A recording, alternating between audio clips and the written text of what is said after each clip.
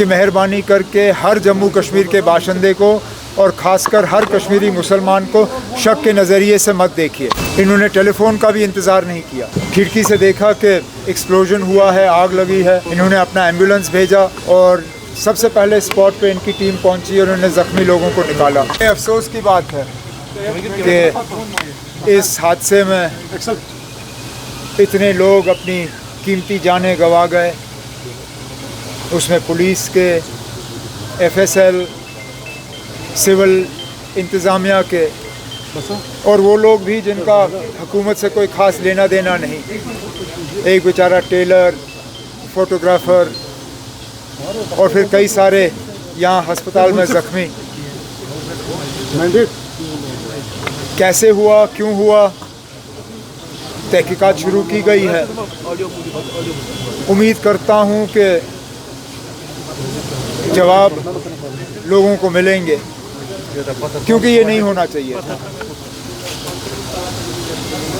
इतनी बड़ी quantity explosives की यहाँ लाई गई, किन हालात में लाया गया, किन हालात में रखा गया, किन हालात में उसको डील किया जा रहा था।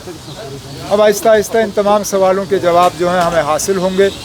लेकिन फ़िलहाल मैं तो सिर्फ़ उन तमाम घरों के साथ हमदर्दी और ताज़ियत का इजहार करने, जिनके इस दुनिया में रहे नहीं, और फिर जो हमारे ज़ख्मी हुए उनका हाल पूछने के लिए मैं बिलखसूस यहाँ हस्पताल वालों का, ये उजाला सिग्नस का जो हस्पताल है, इनका शुक्रगुज़ार हूँ, क्योंकि सबसे पहले ये पहुँचे।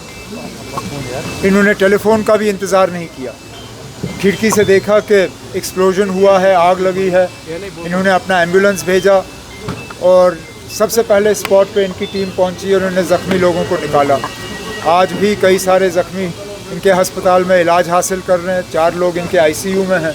उम्मीद करते हैं कि ये सारे जो हैं इनकी सेहत ठीक होगी और इनको घर वापस भेजा जाएगा। हमने पहले ही किया है, जो हमें यहाँ से मतलब चीफ मिनिस्टर्स रिलीफ फंड से जो हमें अनाउंस करना था वो हमने कर लिया है।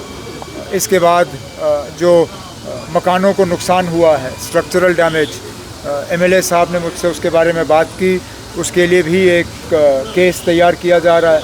जितना प्रोसीजर के तहत हम दे सकते हैं हम दे देंगे। बाकी क्योंकि ये पुलिस स्टेशन में ब्लास्ट हुआ है, उम्मीद की जाती है कि जो फंड्स होम डिपार्टमेंट के पास हैं और ख़ासकर जो फंड्स हमारे तरफ से LG साहब के पास रखे जाते हैं, जो फ़ंड उनको दिया जाता है, उस फ़ंड में से भी इन मकान मालिकों को कुछ पैसा मिलना चाहिए ताकि जो नुकसान हुआ है उसको ठीक किया जा सके। तमाम जो उसमें हिस्सा ले रहे थे, उसमें यूनियन होम मिनिस्टर साहब थे, होम सेक्रेटरी थे, नॉर्थ जोन के तमाम चीफ मिनिस्टर्स थे, कुछ गवर्नर और LG थे।